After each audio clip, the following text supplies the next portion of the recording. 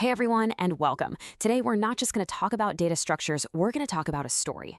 It's a story of evolution, about how a simple idea gets tweaked, upgraded, and totally transformed to solve some really complex problems. So let's dive right in. Seriously, have you ever wished you could just go back? In a conversation, browsing a website, whatever, you hit that point where you just wish you could take one single step backwards.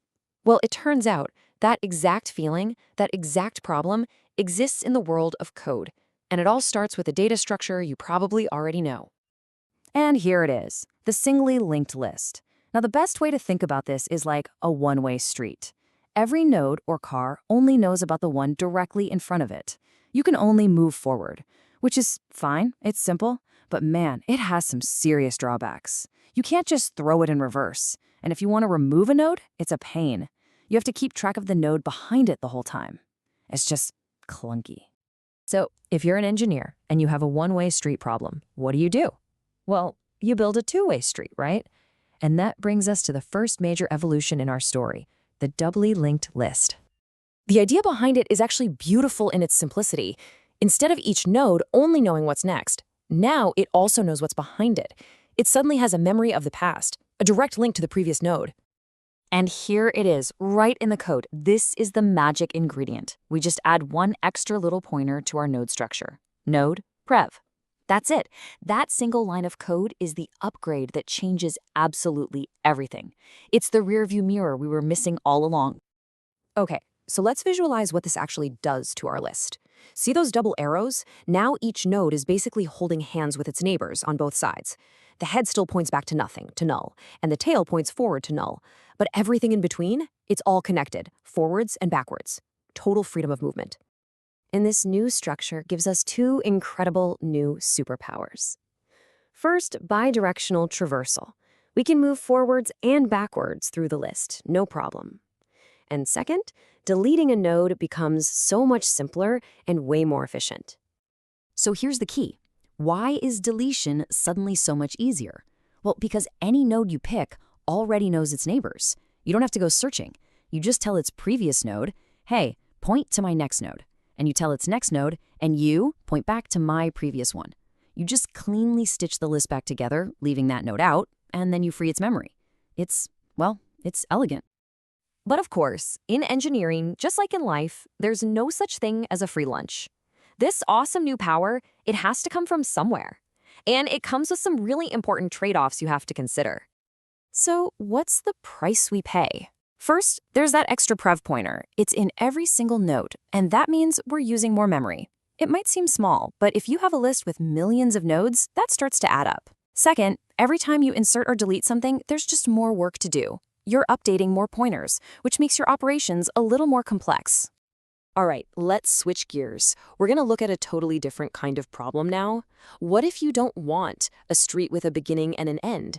What if what you really need is a roundabout, a continuous loop that just keeps on going? This is where our next evolution comes into play, the circular linked list. The whole idea here is to take that final null pointer, the one that usually signals the end, and instead of pointing it to nothing, you just point it right back to the very first node in the list. Suddenly, there is no end. There's no beginning. There's only the loop. So you might be asking, why on earth would I want that? Well, think about how an operating system schedules tasks for a CPU. It just cycles through them over and over. Or think about a multiplayer game, where it processes each player's turn one after another in a loop. Or even simpler, hitting repeat on your music playlist. These are all perfect real-world examples of a circular list in action. But with this looping power comes a huge responsibility. And this is the golden rule you absolutely cannot forget. When you're moving through a circular list, there's no null to tell you, hey, you're done. You have to manually keep track of where you started and then check every single time, have I made it all the way around yet? Because if you forget, you get an infinite loop. And nobody wants that. So up to this point, we've seen a list that can go backwards, and we've seen a list that can loop forever. So what happens when we ask, why not both? What happens when we combine them? Well, we get the ultimate power-up. And this is it, the circular doubly linked list. It is truly the best of both worlds. Now you've got a continuous loop where at any point you can move forwards and backwards. It is incredibly powerful, super flexible, and it's used in some of the most critical software systems out there. And this is why this all matters so much. This isn't just some abstract theory. This exact structure is at the very heart of operating system kernels, helping them manage processes. It's literally how your web browser's back and forth buttons work. It's a circular two-way history of pages. And it's used in high-performance game engines to keep track of all the objects in the world. This thing is everywhere. Okay, so we have all these amazing options, but how do you actually choose the right tool for the job? Let's put them head to head and see how they really stack up when it comes to performance. Just look at that delete operation. With a plain old singly linked list, even if you know exactly which node you want to get rid of, you still have to search from the beginning to find the one before it. That's an O of n operation. It gets slower the bigger your list is.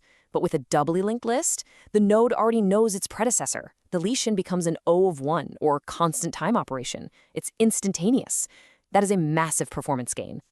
So what's the bottom line here? What are the big takeaways? First, doubly linked lists give you a ton of power, but you pay for it with memory. Second, circular lists are your go-to for anything that needs continuous looping behavior. And maybe most importantly, there's no such thing as the best list. There's only the right tool for the specific problem you're trying to solve. And that choice, that constant balancing act between power and cost, that is the very heart of engineering. So I'll leave you with this question to think about for your own work. When you're building something new, which do you need more for the task at hand?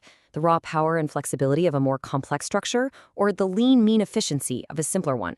The answer you come up with, that's what's going to define your solution. Thanks for tuning in.